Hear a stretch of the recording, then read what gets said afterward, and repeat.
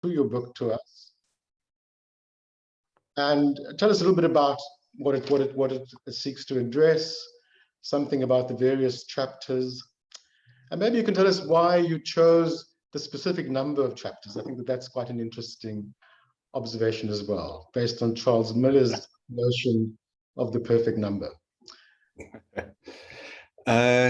So Peter, first of all, thanks so much for doing this. As you know, because you were there, we did do a book launch, but I thought that part of this audience for the book is really psychiatry, and it does, the book does overlap with the work that we do in our department in some key ways. So the book launch was supposed to be a month or two ago, and it ended up that the launch and this are right on top of each other. But thank you so much for being willing to host it. While we were discussing this, I realized that our interests overlap in a number of ways, possibly beginning with a bookstore that we both visited as medical students in Observatory, where they had all sorts of literature. We can come back to that. In terms of bookstores, because you mentioned its availability, so the business model for this book is, the idea is that only university libraries will buy it. It's very, very expensive. Only they can afford it. You can download it free from the university library, fortunately, including UCT. And my suspicion is that the publisher is aware that most people are pirating these expensive textbooks. It doesn't affect their business model. So in terms of what the book is about, you know, I think it's hard to practice psychiatry without asking some key big questions about the nature of the mind, about mental illness in particular, and about the nature of life and about mental suffering in general. And so more than a decade ago, I published a volume called Philosophy of Psychopharmacology, in which I addressed some of these hard problems faced by mental health clinicians, the particular focus on philosophical issues raised or addressed by advances in psychiatric medication. And this is really a follow-up on that volume. It takes me about 10 years or so per volume, it seems, maybe a little longer, maybe close to 15. And this one focuses more on you know, the bigger question of life as a whole, but with a particular focus on philosophical issues raised or addressed by advances in the cognitive-affective sciences, including psychology and neuroscience. So in both of these volumes, the approach is what I would call integrative, and by that in at least three ways. And that is, I put forward one view of psychiatry which praises it, another view which damns it, and I try to take an in-between approach. Similarly, I put forward one view of life which praises it, one which damns it, and I try to take an in-between approach. Secondly, it's integrative in the sense that it covers a range of different fields, philosophy, psychiatry, so on. And third, it's integrative in that it covers thinkers from different parts of the world and different times.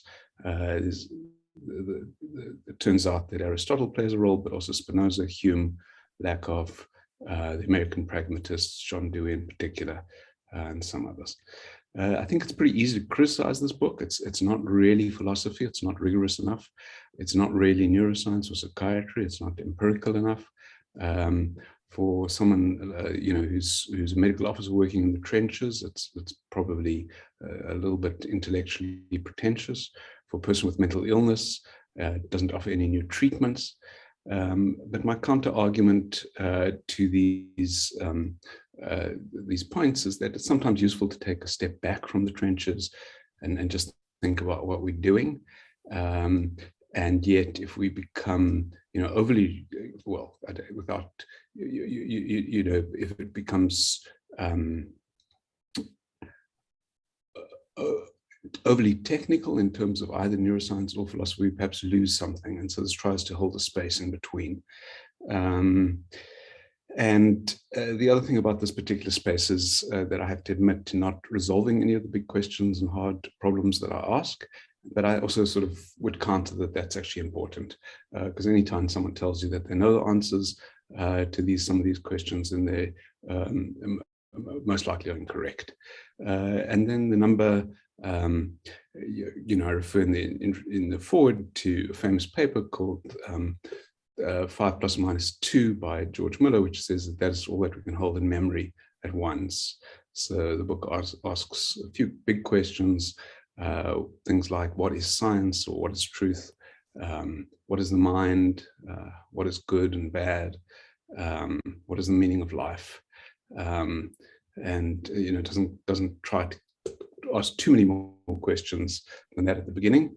Although, in fact, as it goes through, I can't stop myself and some other ones pop up. That's it. Yes, indeed. I mean, I think that it's a brave exercise. I think you've taken on a very complex range of topics to address. I think you've done it extremely well. I've told you before that it is an easy read. The truth be told, I have read it a few times. That's not because it is, because it's difficult to read. I think it's written in a very accessible, very clear, lucid style. And the tone and tenor of the book, I also mentioned to you in a very remarkable way. In a way, it embodies the very kind of ethic that you're trying to present throughout the book. So I think from that point of view, it also is very successful. I, like many others, I was arrested by the title, because problems of living, as you know, is a contentious notion. I mean, it in a way, it sets up the kind of competition about, who owns that space. And perhaps you'd like to comment about that. Was there something strategic and provocative about the title? Or, I worried that perhaps you were flirting with the other side, or that you'd maybe had a Damascus Road experience and was embracing the alternative approach. So why specifically did you choose that title?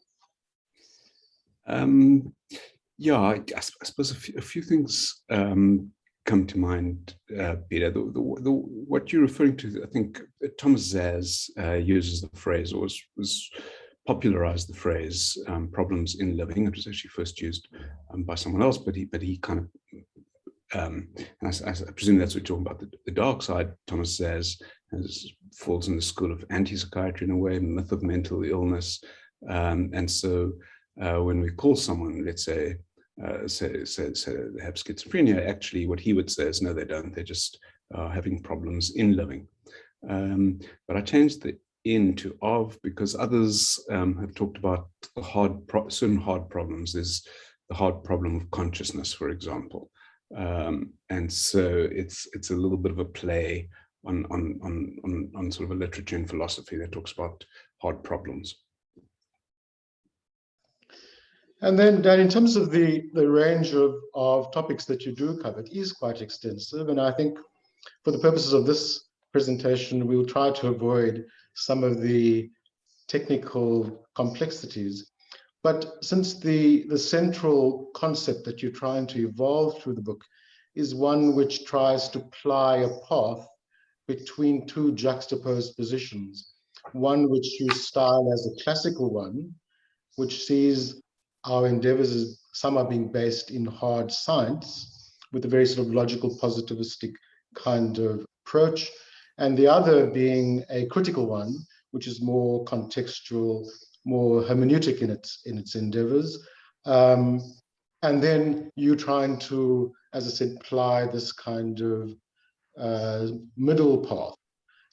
I have spoken with you about my own natural kind of difficulty with that kind of method. I come from a school where we favor more iconoclastic, sort of, tradition breaking approaches.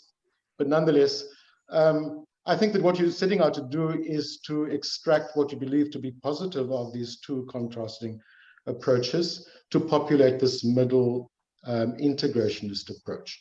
Could you speak a little bit more about that so that we can understand how you actually derive the way you constituted this integrated path? Yeah, Peter, actually, I lost my train of thought then for a moment. And the one thing I wanted to say, and is really your summary of the book as saying that the book itself represents a kind of a moderate approach I am very grateful for that remark. The book has actually been reviewed a couple of times now, and some additional reviews are coming out, and no two are the same, and no one has said that, which I find sort of probably the one of the most. If I had to pick a memorable phrase, then I would probably choose that. That's probably the kindest thing anyone could sort of say, is that the book embodies sort of this moderate path. Now, of course, as you're implying, moderation is not the only way to go in life. You know, the book ends with the sentence, "All things in moderation, including moderation." So I take that point, that it's possible to critique an integrative approach, and one should critique an integrative approach. The biopsychosocial approach, for example, has been subjected to a lot of criticism for attempting to be integrative, and in fact being quite woolly, and therefore not really in advance in the way in which we think. But it's sort of one which I found works for me, and it probably, you know, it begins in medical school, where I'm sitting in medical school, I'm trying to figure it out. You know, there's all this very exciting stuff happening. Wieland Geerwes, I don't know if you remember the man, is teaching us, you know, biochemistry in a very exciting way. But it's also, people are saying things, and I'm sure they're saying it now, and they're using different terminology, the decolonial terminology. They're basically saying everything they're teaching you is bunk, and specifically everything they're teaching you about psychiatry is bunk. And you know, that was intriguing to me, and it immediately leads to the difficulty for you as a medical student, and that difficulty didn't go away when I started psychiatry, because psychiatry is very contentious. In my particular registrarship, it was very divided between the psychoanalysts who believed the biologists were absolutely reductionistic and really quite silly, whereas the biologists thought the psychoanalysts were from a different planet and really quite delusional, really. And so you have to kind of plow a way through. And my particular, I suppose, this raises the question of one's own positionality, one's own, who is one as an individual, one's own psychology. But I always try to see each person as offering something valuable, and so not to overly criticize anyone in the room. But to try to extract from them the best of their thinking, and so that's the hoe that I try to plow in life and in the book and in psychiatry.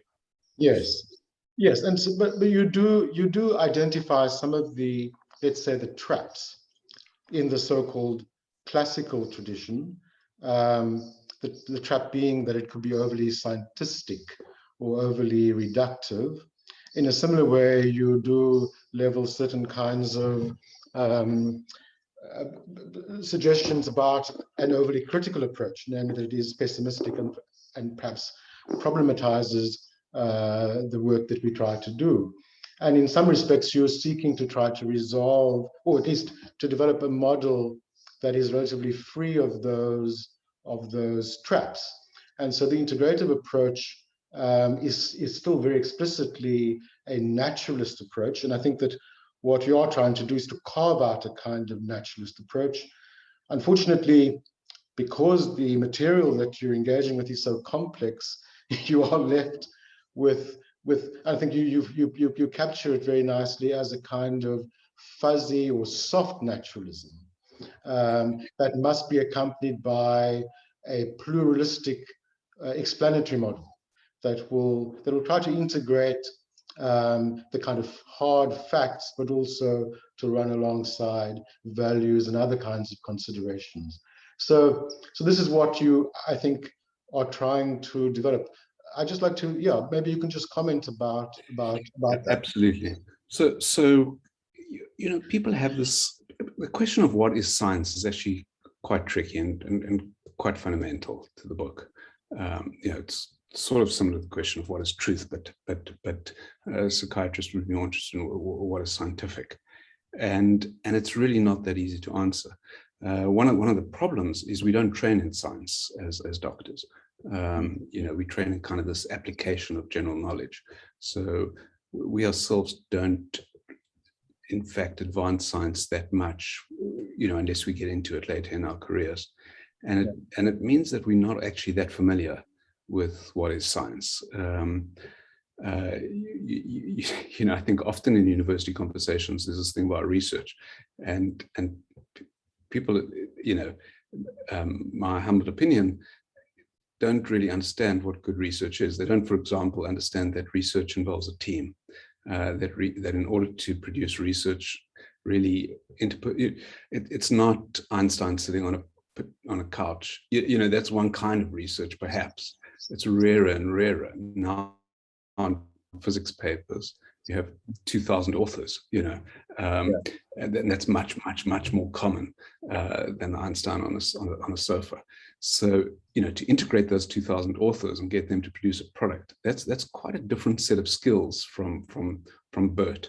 Much as I appreciate that man's particular inputs. And so that's a long-winded way of saying, oftentimes when we talk about science and we talk about, let's say, the nosology, we get it wrong. So oftentimes, for example, what people will try to do is they'll try to make our nosology, our DSM, very much like a periodic table in chemistry, right? That's sort of, and then they'll criticize it because it's not. They'll say, you see, it should look like a periodic table, where there's beautiful rows, beautiful tables, everything defined in terms of its underlying essential features. Now, DSM is not like that, of course. So then you get other people and come in and say, well, it's not like the periodic table. There's some people that try to make it like the periodic table. And then there's some people who come in and say, look, it's not the periodic table. Clearly, psychiatrists are idiots. And clearly, this is not science. Yeah. But just because it's not like a periodic table doesn't mean it's not science at all. It's a particular kind of science. It's a fuzzy science. And that's the science that we do. It's very, very fuzzy. That's part of what makes psychiatry so interesting, is it's not 1 + 1 = 2 necessarily. But that doesn't mean that anything goes. There's a rigor to what we do. And we can get even more rigorous over time. And so soft naturalism isn't my own term, but I kind of like it because of the reason that you're saying is that it's in between these two, reductionism, scientism on the other hand, and overly critical, overly pessimistic kinds of narratives on the other. Sure.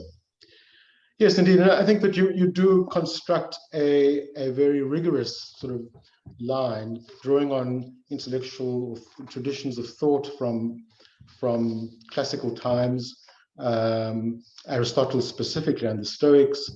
And then in terms of this naturalist vision, of course, Spinoza and David Hume.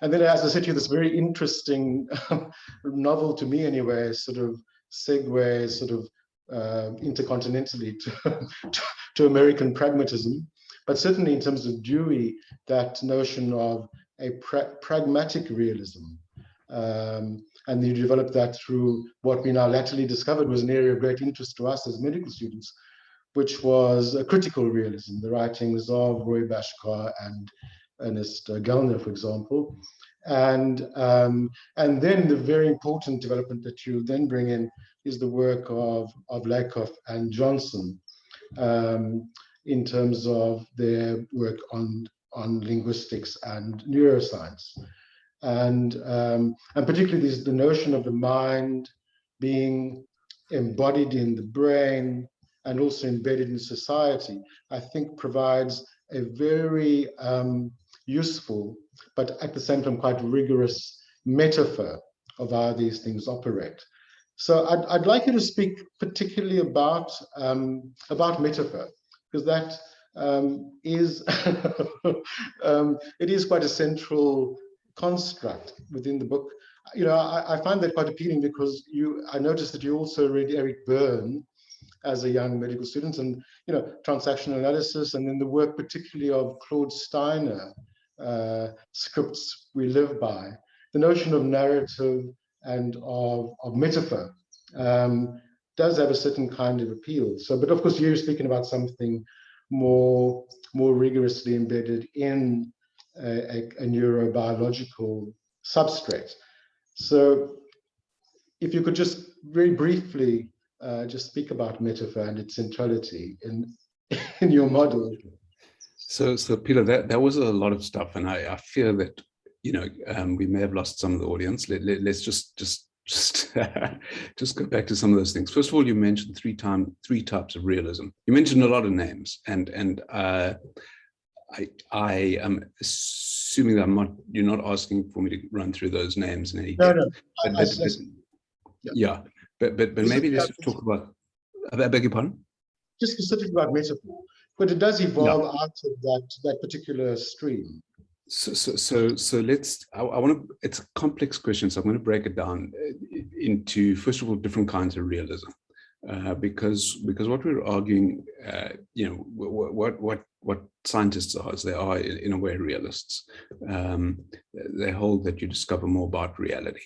But as I was sort of saying, it's not that simple. It's not like there's a periodic table of the mind. So when we're dealing with people, we are saying there's a reality, but we're also saying it's pretty complex, because even as you assess the other person, you bring your own personhood to that. So it's a realism, but there's a couple of things going on. One is, you mentioned, it's critical realism. So critical realism says, well, I might say it's real, but I might be suffering from various kinds of unconscious bias. And so a third person would come in and say, look, this is what you're seeing, and this is what you're saying you're seeing, but you're not taking into account this. And I think that's important. That's something that critical realism, and that's what you and I read in the observatory bookstore, and it's very Freudian and very Marxist, and it's quite interesting. And I think it's important. Then there's pragmatic realism, which says, look, if you're dealing with an object, what you have to do is you have to engage with it. How you understand reality is by playing with it and working with it, and reality pushes back in particular ways. And so John Dewey is, and I think the American pragmatists are very, they and I know Peter that you have different views, but John Dewey was very concerned with what Darwin thought, and he was very concerned with a lot of things going on in his day which remain very important, and he kind of brought them together and synthesized them in a way that remains attractive. And he would argue that you get to reality by engaging with it. And then there's embodied realism, and this is Lakoff. And Lakoff really draws on these.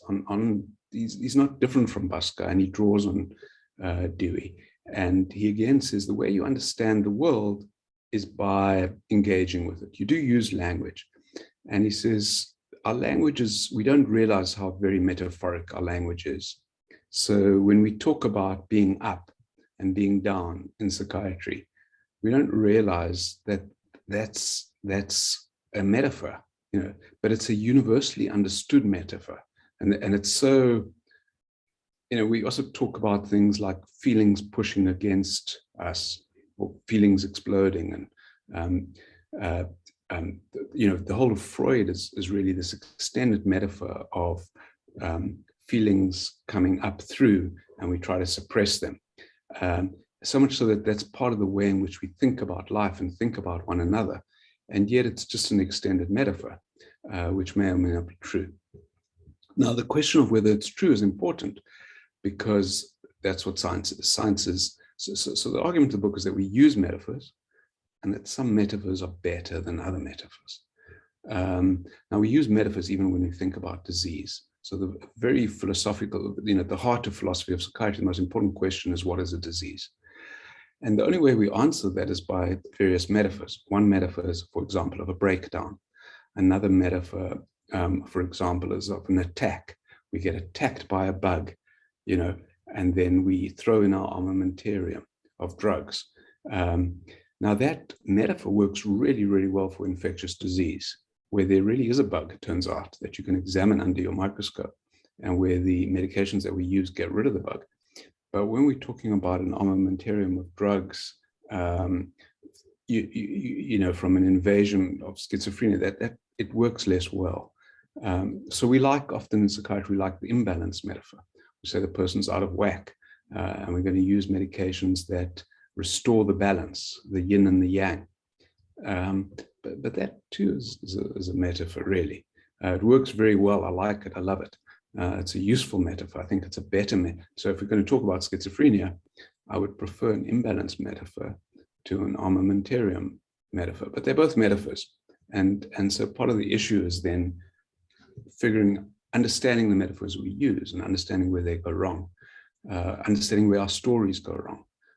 In fact, we like to tell stories, but our stories are often hopelessly incorrect.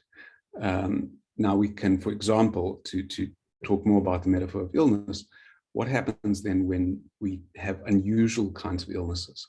One unusual illness is addictions. So you know, if you've got a pneumonia, it's very easy. You're sitting there, next thing, you're attacked by the bug. All you have to do, society says, we will allow you to play the sick role. You just have to take the antibiotic. You're not to blame. And you don't have to come to work that day. Now, with addictions, the trouble is you take that first drink. So 90% of South Africans will tell you that alcoholism is not an illness. 90% of them will tell you that it's a character flaw. And our metaphors for illness don't work well with addictions. But of course, addictions is an illness. It can be argued that it's an illness. And I think there's value to seeing addiction. I think Saz is wrong. I think it's very useful to see addictions in terms of the metaphors of illness that we use as being out of balance or being you know, subject to breakdown. There are various breakdowns that occur with potentially another metaphor that's applicable. But part of this discussion is raising is, number one, we always use metaphors.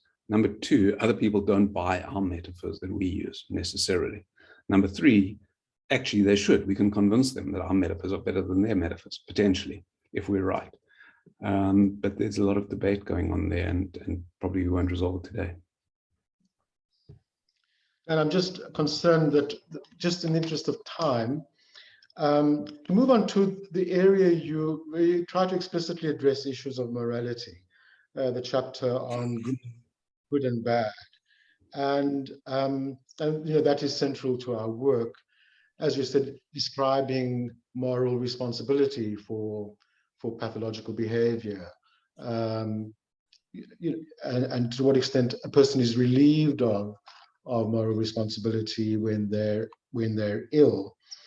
You do once again try to develop a notion of ethics that is consistent with this fuzzy moral naturalism and also value pluralism. Could you speak a little bit about that, just briefly, about how we can try to develop a model of ethical deliberation in relation to the kinds of problems we confront in practice? Yeah, so I suppose this is an area in which, you know, I'm probably overambitious because, you know, I'm a clinician, I'm a psychiatrist more than a philosopher. But the kind of argument goes, just like in science, we have this idea that, you know, science is about periodic tables and everything works just so. So in ethics, there's a similar kind of idea being put forward that there are these rules. We're very familiar with rules like most important thing is the overall happiness of people. Okay, that's a famous rule. Or there might be other rules, you know, that people come up with. And then there's a counter argument that says, look, moral thinking is not that sort of thing. It's not periodic table science, and you're fooling yourself if you can think that you come up with these kinds of laws. And so again, I want to come up with, you know, try to take a middle path here and say, when you're doing moral thinking, it's definitely pretty fuzzy, but it's not the case that anything goes. And so I draw on other thinkers, and in particular, I draw on a group of women who were based at Oxford in the 1950s. All the men, I guess 40s, all the men were at war. And so they had the run of the roost of the Oxford philosophy department. And they said, you know what these guys have been doing is absolute rubbish. And it's interesting, because again, you talk about positionality in science and in philosophy and in the world. And so they were interested with more mundane things, like mundane in inverted commas, like how do you raise a family, and what are the ethics around that. And so they came up with, and I call it Oxford moral naturalism. And this is their kind of approach, and there's some famous philosophers in that group. And I try to make the argument that a current well-known philosopher, Martha Nussbaum, is part of that extended tradition. And I try to make the argument that this tradition extends back to Aristotle, and it's involved not only with principles, but also with particulars. And so it's a kind of a fuzzy morality, but it's like science. Science goes forward in quite a fuzzy way, it turns out. It turns out it's not so easy. Yes, I particularly like the way in which you also brought in ethics of care, ethics of responsibility, and also ethical cosmopolitanism, the work of like up here. And also Martha Nussbaum, and of course in my field working in disability, her notion of capability, of the capability approach, I thought was quite valuable, and you did bring that. But running through the thread of your book is a notion that some might have some difficulty with. There does seem to be a kind of maybe a cautious optimism about a kind of moral progress, or in the same way that there's likely to be a progressive improvement in the broad field of psychiatry. Similarly, in terms of moral development, that there is a way in which there is a progressive improvement. Could you just offer a comment about that? Yeah, look, again, as you're talking, the more you're going to sort of confront me, as it were, on specific aspects of philosophy, that will be one that I'm less confident in. So I'm fairly confident about philosophy of psychiatry, and therefore somewhat confident about philosophy of science. And I think one of the key arguments is that we are making progress. I mean, I think the trouble with Thomas Sayers and a lot of work in deconstruction and decolonialization is that science does make progress. It seems to me hard to argue with that. Whether there's been moral progress, I think one can argue with, and I'm much less certain on that. And I won't put my head on a block on that, Peter. Sure. Well, just look around. Just look around. Yes, I want to sort of bring things down to the everyday, the quotidian struggles of our lives, the issues of pain and suffering, and yeah, again, I suppose in this kind of context, it is hard to sustain a notion of moral improvement or moral progress.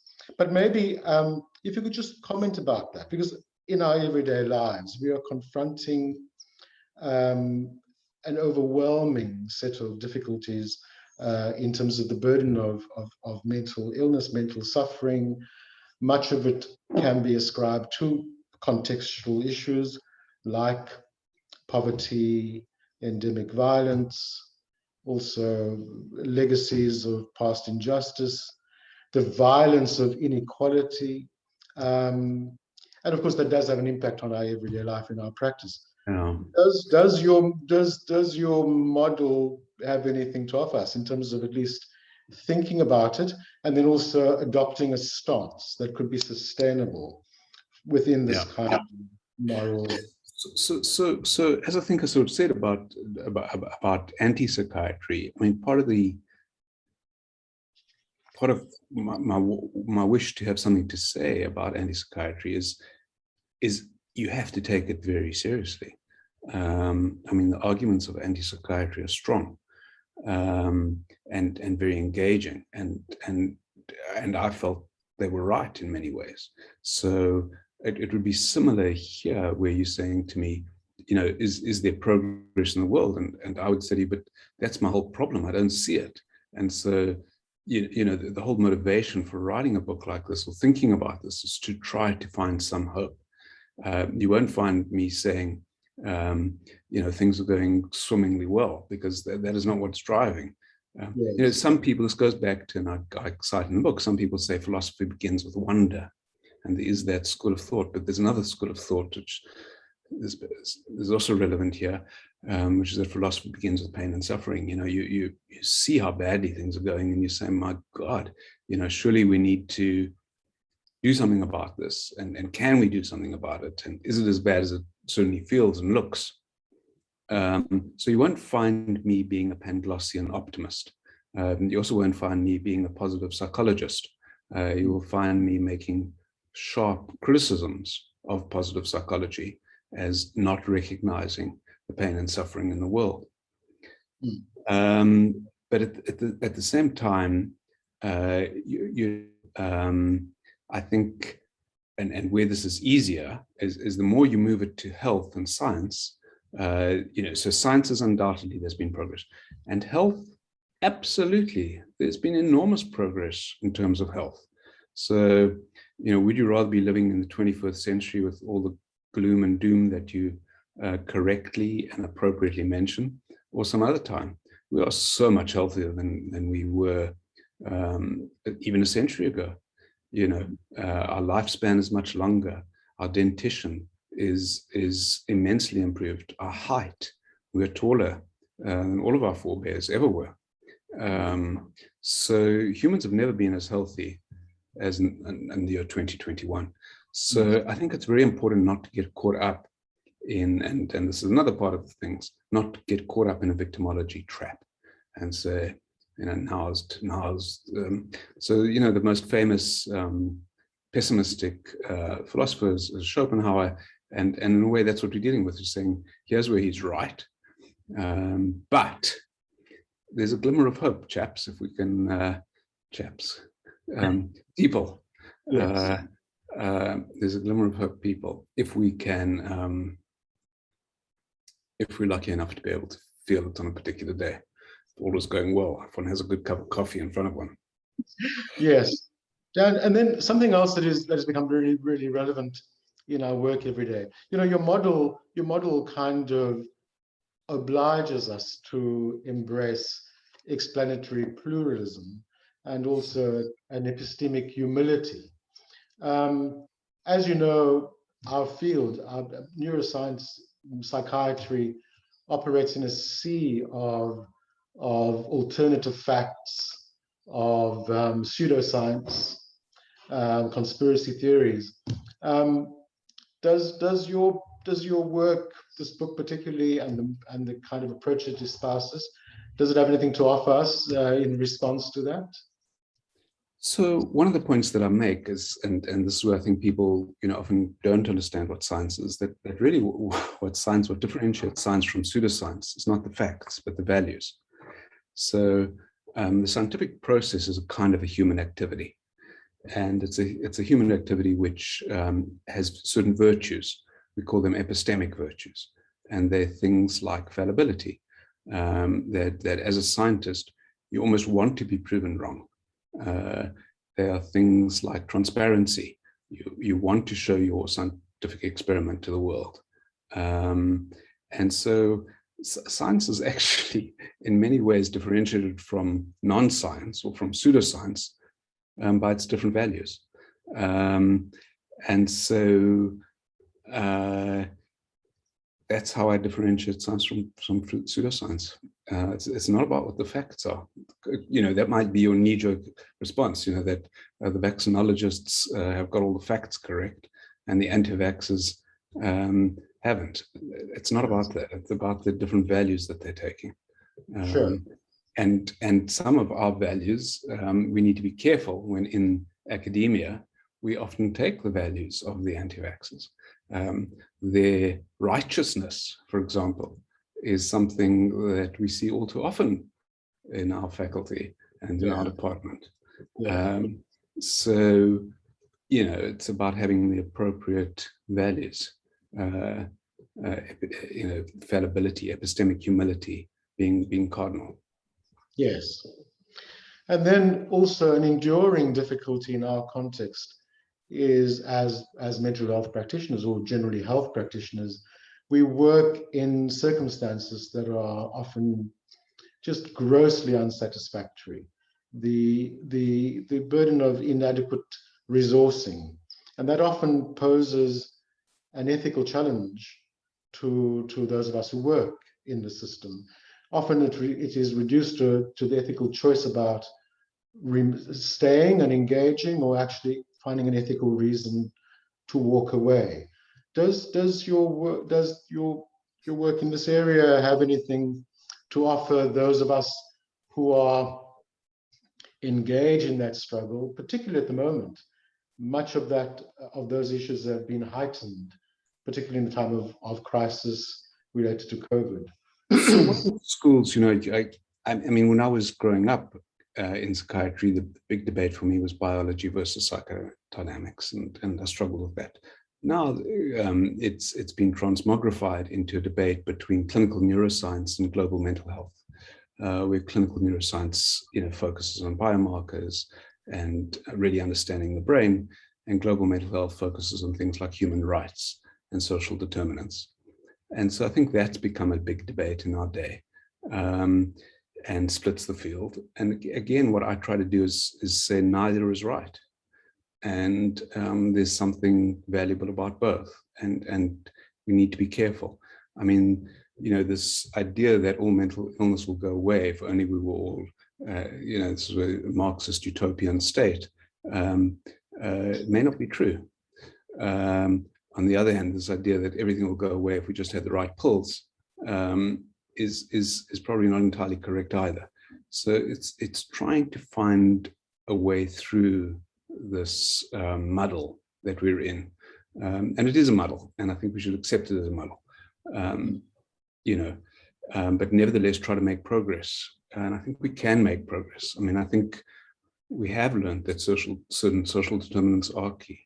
I mean, the idea that I like is this of precision public health, which sort of brings together, you know, the preciseness of biological psychiatry, but also the emphasis on social determinants.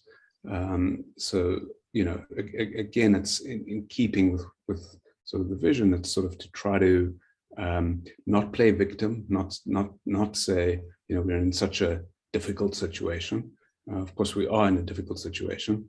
But we can improve it. That's the whole point. The point is we must improve it, and that's the point of our lives as well. Of course, life is absurd and horrible, but you don't want to get bogged down with that notion. You want to try to rise above that and improve it. So that's sort of we went all over the place there in the answer, but that's what we're talking about. Other sort of the overlaps between science, psychiatry, life in general. Yes. Dan, I'm just anxious about the time. Sure.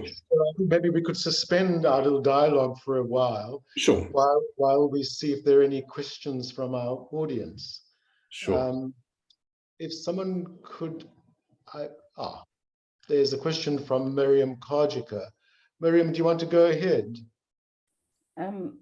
Yeah, no, just perhaps a comment. I find with undergrads that it's very valuable to get them to understand that there are not simple answers to complex problems, because in a way they come from a schooling system where there was an answer to everything, and of course they were very good at giving the answers.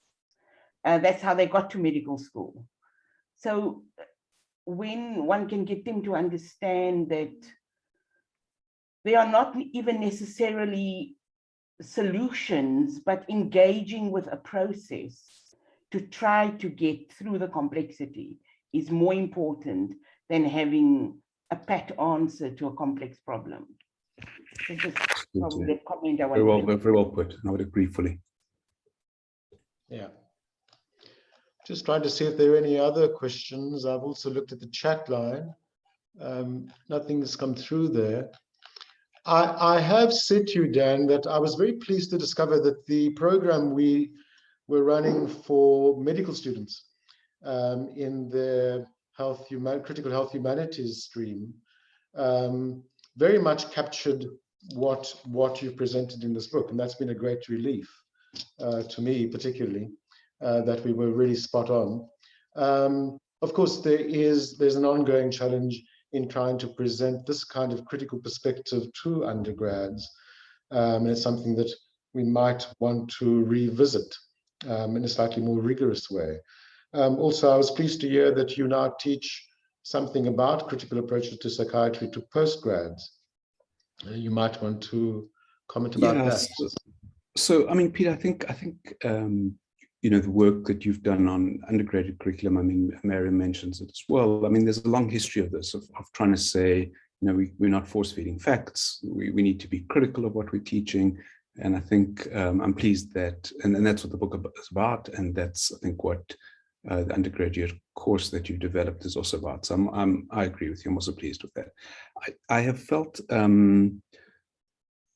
you know, my main professional hat is I do work on anxiety disorders. So I haven't really, you know, felt totally competent to teach in philosophy and psychiatry, but I think speaking with Nada last year, we decided to put in these 2 lectures about philosophy of psychiatry. There's a man by the name of Awas Aftab who actually did an interview around the book, and he's put together a great curriculum around philosophy and psychiatry, which I shared with the registrars. And yeah, so it's just started. I don't know how well it went, but and I'm also not sure we did it with people that just arrived in the registrarship, and maybe it's something for later in the registrarship. I'm not sure the best timing. But I think following AWAS, we have to have it. We have to have at least 1 or 2 lectures on philosophy of psychiatry. It's an important field. Dan, there's a question from Petrus de Vries.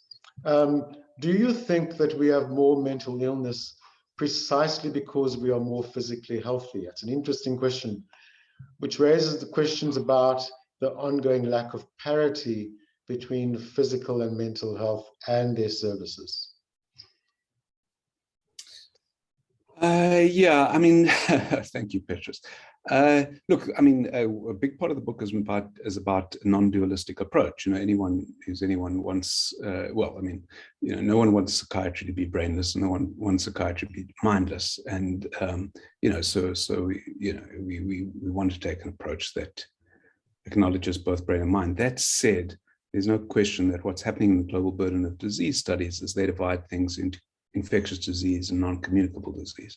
And there's no question that as infectious disease decreases, or the daily's disability and morbidity due to infectious diseases decreases, so we have to die from something else. And so we die from non-communicable diseases. So yes, you know, I've often said this, probably our bosses find it irritating, but I have, you know, on a very regular basis said to people that, well, as South Africa succeeds, we'll need to spend more money on mental health. If you want to save your money, well, that's just evidence that we're going the wrong way here, dying from TB and corona and HIV and all of that stuff. But if we get, you know, if we are successful, absolutely, the bulk of the money will go to dealing with mental illness. And we need to be very careful about that, because I think then there is the paradox of the worried well. And this kind of paradox of health, where if you have time to think about how ill you are, there's a lot of iatrogenic illness that we create as psychiatrists.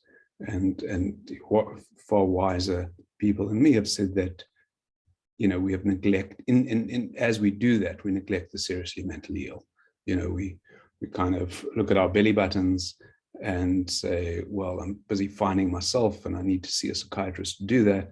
In the meantime, people with schizophrenia are not getting the care they need. So I am somewhat skeptical, as I think many others are. This is not a new thing of over-medicalization. But it's tricky. It's very, very tricky because, for example, obsessive compulsive disorder, is not schizophrenia, and yet it's terribly disabling. And I wouldn't want to be tarred with the same brush of, we have to be careful to diagnose it correctly, treat it well. There don't seem to be any other questions, Dan. So maybe I could go on with asking some of the other questions I had in mind for you.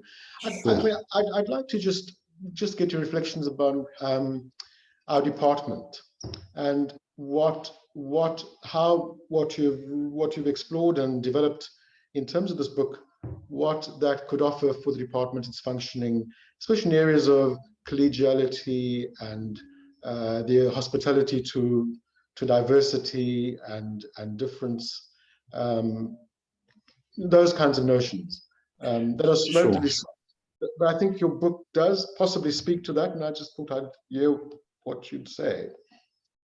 Okay, so I think in terms of the department, thanks for raising that. Obviously, the department is not the central topic of the book, but I think I'd like to think that the vision of the department is an integrative one, and the vision of the book is an integrative one. So in the department, we talk about trying to integrate research, teaching, and services in a better way. Not easier said than done, but that's part of it, is to have an integrated vision. The second, you talk about conceptual pluralism and value pluralism, and I think that is consistent with sort of the department's focus on being supportive of quantitative research and qualitative research, mixed methods, of being supportive of different views. If you happen to there are a range of models that are useful in psychiatry, and I would like to think that we are pluralistic in our approach. I don't think anything goes. I think some things are hard to get away with, but there are also a range of possible explanations. And similarly, value pluralism, I think, would be an element that's argued in the book, and that's related to transformation. I think, though, probably, what's a lot in the book is this issue of flourishing, and for me, flourishing is. I think we're enormously privileged to be clinicians who can help people, who can get involved with scholarship, who have mentees and trainees. I just think, we're extremely well placed to flourish. And, so part of what I think life is about is trying to flourish. I think part of what our department should be about is encouraging flourishing. It turns out in order to flourish, you need mentors. And I like to think in our department, we have a number of mentors and that people are flourishing. One of the things I do in the book frequently is mention my own mentors and how I've flourished because of them. I think there is more and more, I think, in the department. Richard, I missed his talk, but he talked to understand about being mentored in the division of addictions the other day. And I think, I hope there are more experiences like that. And I know that very often one doesn't feel, one feels that the department is abusive, or one can't grow, and that's often an experience, and that's a pity. I would like the department to be experienced by more people as one in which they receive mentorship. That's part of flourishing for both the mentor and the mentee. Yeah, and I think we're sort of coming towards the end of this chat. Your book is an exercise in moderation. You have an opportunity now to relieve yourself of some of the constraints that you are there any other, sorry, I'm just being slightly facetious. Are there any other comments you'd like to add? I've asked you loads of questions, but I might have missed some very important, precious aspects that you'd like to just comment about. So the moderation is, it's an Achilles heel, if you like. It's an invitation to attack. But I'd like to defend it strongly. And in one of the footnotes play a sort of a curious role. They, Peter, you have to say that at one point in our conversation, not today, but before, you told me, having a reader given so many footnotes is what's the story there, Dan? And I'm not sure why there's so many footnotes. We can talk a lot about footnotes, but one of the things that's going on there is a little bit of humor and a little bit of fighting with myself and fighting with other people. Science, I mentioned, is a social activity. So the footnotes is where I acknowledge other people and fight them, and or both. Acknowledge mentors, acknowledge other points of views, address things I've omitted. So it's a little bit obsessive on the one hand, but on the other hand, very important. And part of one of the footnotes about moderation says, if you read it closely, I'm a passionate moderate. So it's from a particular philosopher. So I'm going to put forward my moderation as the correct view, in as much as I, am a fallibilist who is hesitant to put their body on the line about anything. But I'm also sort of saying we have to fight. Part of primate life is conflict, and I'm happy to fight to the death about how moderate I am. Well, thank you, Dan. Very restrained. I mean, you were given an opportunity to really, indulge yourself to something outrageous, but clearly I thought fighting to the death is pretty outrageous. Yeah, but let me just thank you once again for joining this forum today and for sharing aspects of your book with us today. And we look forward to further productions in this area. Peter, thanks for very careful reading and a very thoughtful questions. I really, really appreciate your being willing to do this. Thank you so much. Thank you. So thank you very much to everyone for attending today's presentation. Have a great afternoon. Thank you.